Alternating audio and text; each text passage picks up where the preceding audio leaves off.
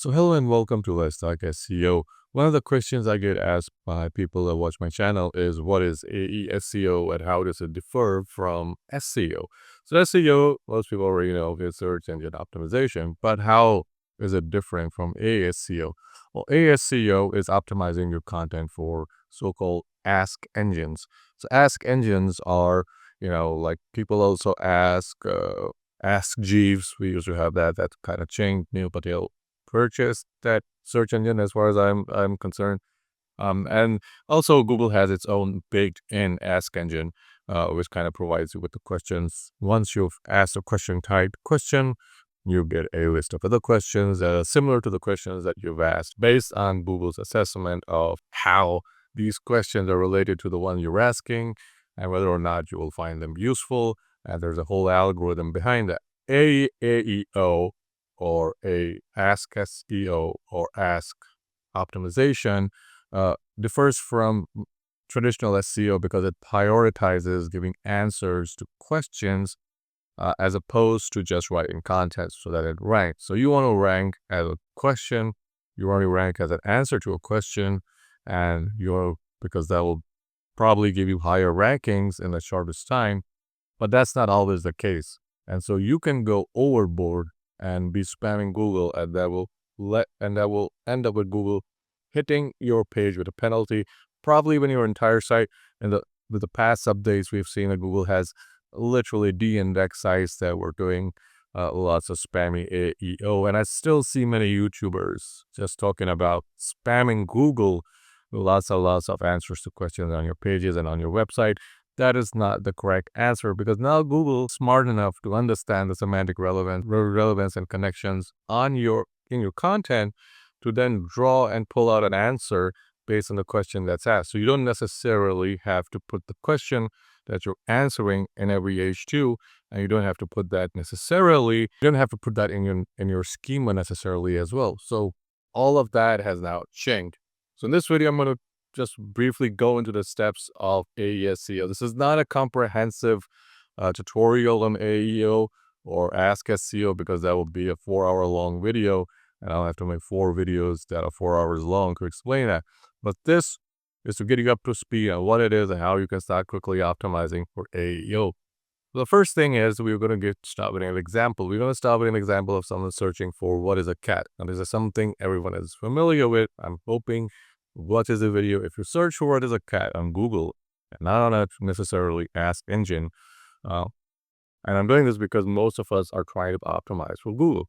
So if you search for what is a cat, you'll see that it has photos of a cat. But right on top of it here, and we'll get to this in a little bit later, is the categories or different types of questions that are associated with the question, what is a cat? I'll go into this a little later, but here's more cool, and I'll show you guys the questions. All of these questions here is, what type of creature is a cat? What is a simple description of a cat? What is a cat classified ad?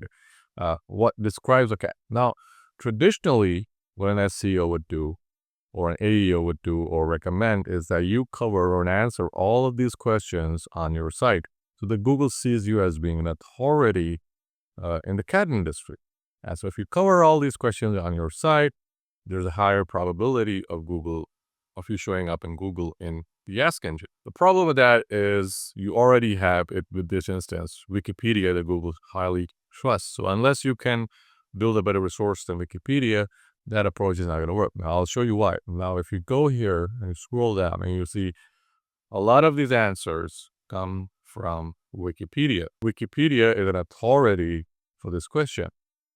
Now, you can become an authority. It's not hard to become an authority in many niches that you're probably targeting. Maybe it's landscaping. Maybe it's a local business of some type.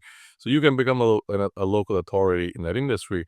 But if you're trying to rank if you're trying to rank in an Ask engine, you want to be cognizant of the fact that you have these heavy hitters that are always going to be on top. Unless you plan on becoming like Wikipedia, you can't really answer every question under the sun. The approach here is to answer every category of question. And by that, I mean, you go on top and you take a look at this. So you go overviews. So this is Google providing you with the entire overview of your question. Then you've got breeds, and this is about specific cat breeds. And then you've got sounds, lower classifications, lifespan, diet, pet stores.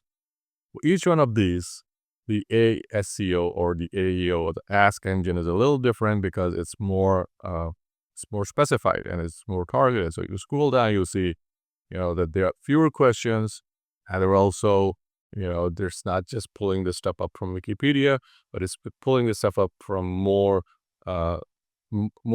specialist sites, let's just say, or more niche down sites. So what you want to do is you want to have a niche down site. And let's say you can have a site on breeds or sounds or lower classifications. I'm not aware of what lower classifications is, but you can see over here too, you have Wikipedia that is ranking very well. So you want to take a look at these, or you would want to create similar categories on your site. So you'll create a category for breeds, sounds, lower classification, lifespan, diet, and pet stores. Now, if you don't want to go to pet store, you're not selling anything, you can do away with the pet stores things. Or if you're doing pet store reviews, you can probably add those. Depends on what you're trying to do. So basically, you want to cover all of this over here. These would be the categories that you cover. So that's step number one. So you want to create categories.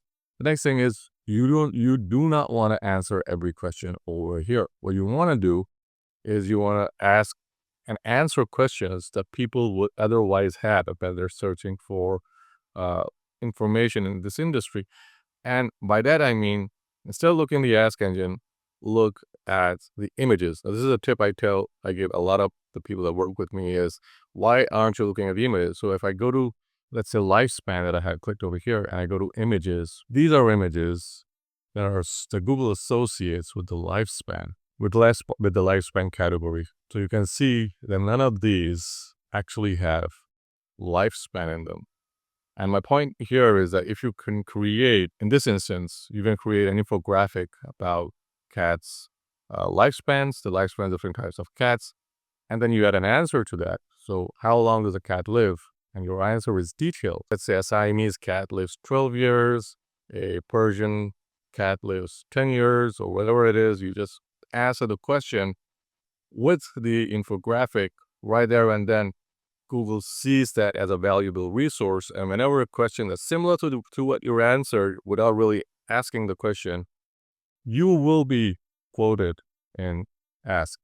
Also, you are solidifying your position in what is soon to be Google's default search engine, which is going to be the Gemini search, which is now going to roll out worldwide from the 1st of January. So there's a higher probability that Google will pick your answer because it sees you, A, as a specialist site, B, it sees you have a very relevant infographic that graphically explains everything apart from the text that you have. So you have these three components. You always want to add these three components if you're especially going for an industry that's which requires building authority for your question and answers to rank, especially with a lot of the high traffic industries. The next thing that you can do, so the next question you might have is, why don't you recommend answering all of these questions? So we can just go here and copy and, just answer all of these questions on our website. Well, because these questions have already been answered. So that's a fact. So you're not adding any value. So that's step number one. So reason number two, but that's reason number one. So reason number two is because you're going to be competing against these sites that have been around longer than you have, and Google probably trusts these sites longer than you have. Again, this is industry dependent, but this is a broad statement. And number three is that if you do too much of this, Google will see you as spamming the Ask Engine. So you don't want to spam Google. Okay, that's not the right. And in the past, we used to pull these questions up and kind of answer them in our content. Now this is not relevant, especially now with Google and other search engines increasingly using AI to find answers and AI to pull answers from specific websites. On one level, Google is indexing your site.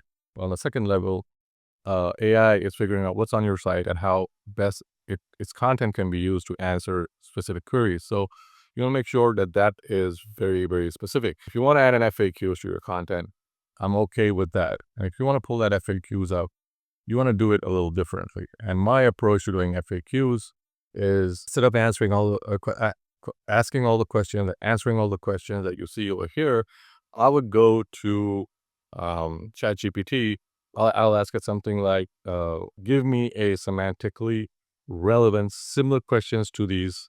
What is a cat? And so you can see that what defines a cat, what would describe a cat, what are characteristics of cats.